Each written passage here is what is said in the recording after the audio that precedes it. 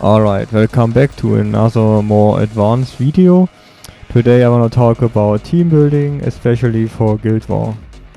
For Guild War you usually have 4 types of teams, depending on what kind of boss you face, and also the strength of your guild matters a lot.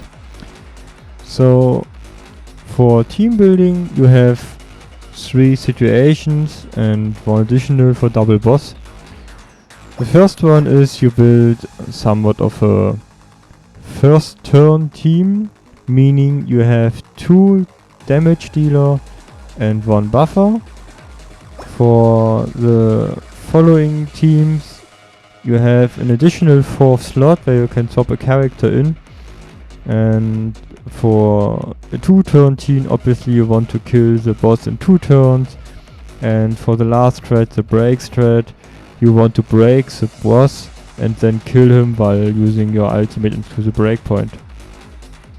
Those are like the general 3 ideas how to build teams, and I have to say nowadays after some recent changes, the number of turns you have to attack a boss is reduced to 12. So it's a bit rarer nowadays to have break teams. Usually you just 1 turn kill the boss, and if you can't do it you switch to 2 turn, and this is usually enough to get all of your attempts done. So before going into the 1 turn team strat, I want to talk about the 2 turn team. The reason for this is I can lay down some basic understanding how to approach team building. So as you can see here, I have the yellow Fiyama, Mugino, yellow Kakine as my front line, and I have this character, the Tate, in the 4th slot.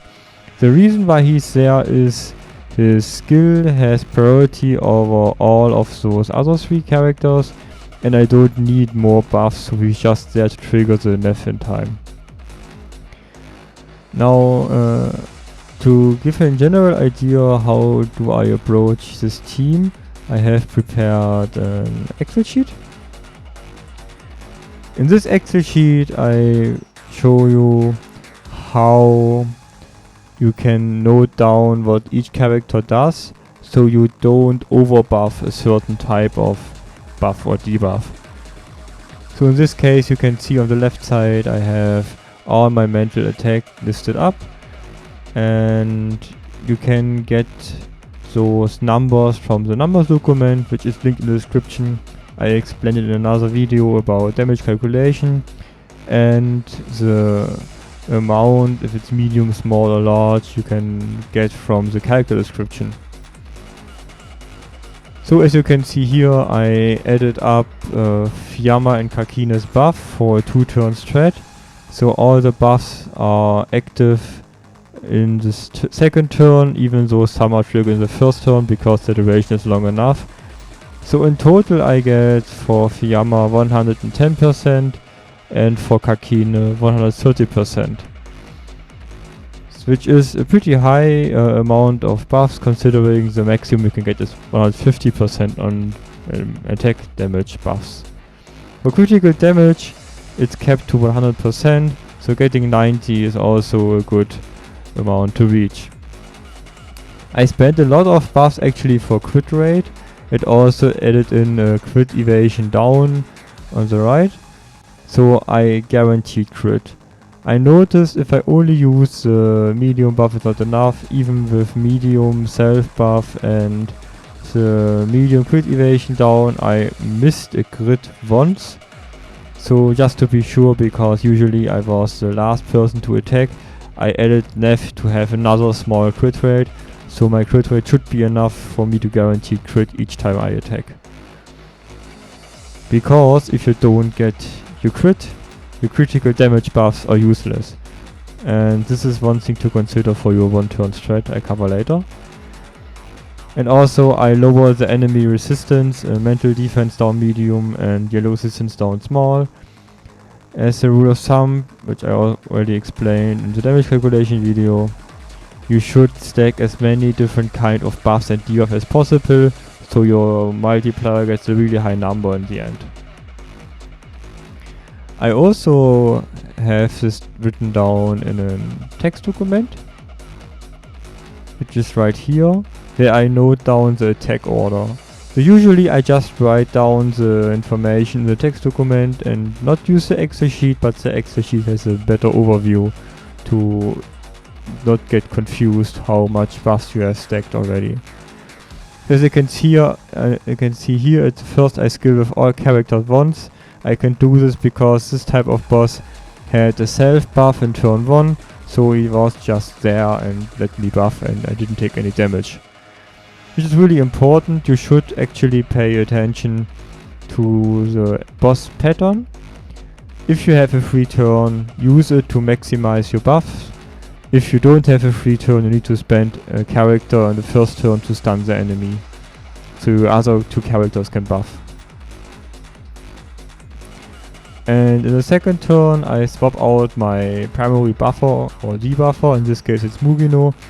And if it's not Mugino, because I have a crowd control character there like Matthias, I would swap out Matthias for the buffer, in this case Tate. And then afterwards I would use Tate's skill and double SP with my main damage dealers. And as you can see in the document, Fiamma ultimated 1.8 million with crit, and NT Kakine did 1.2 million in crit, meaning I get a total of, it says 4 million down here, but that's because there is normal damage applied from the Kakine skill, and in total it's around 4 million.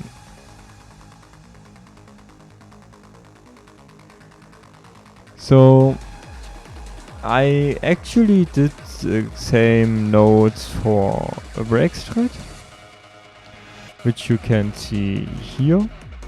My break team is actually this one.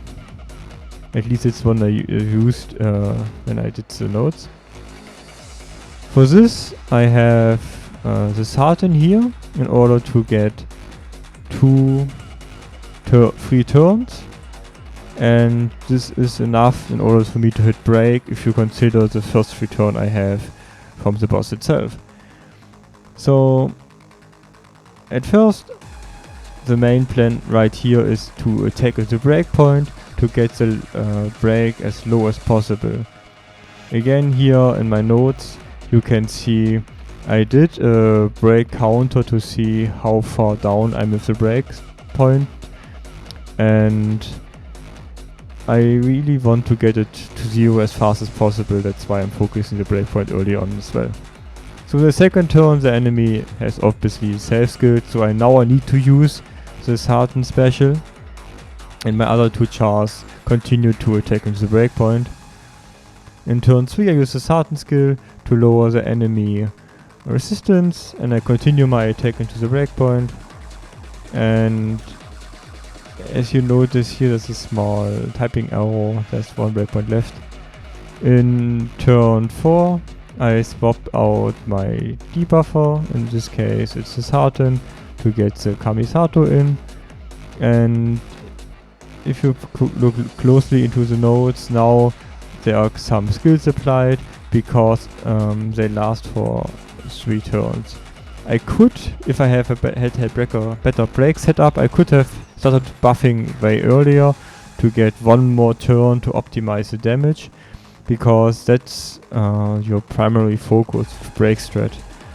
You want to finish the boss when you ultimate into the breakpoint. This is usually turn 5. So you want to optimize your damage over those 5 turns as much as possible, and buff which lasts for a long duration like 3 turns are really important right here.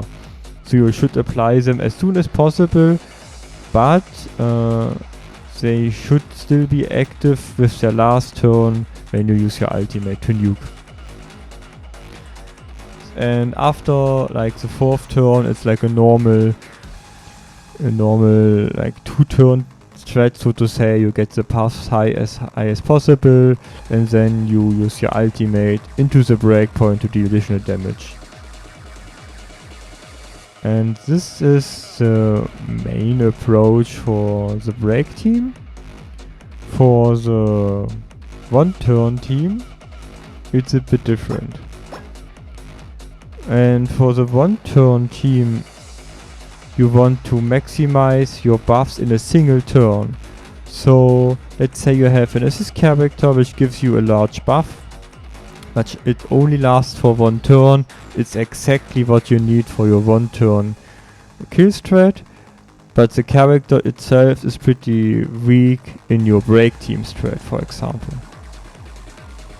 So now look at this example right here. I have the Kuroko, which will use her ultimate in the first turn.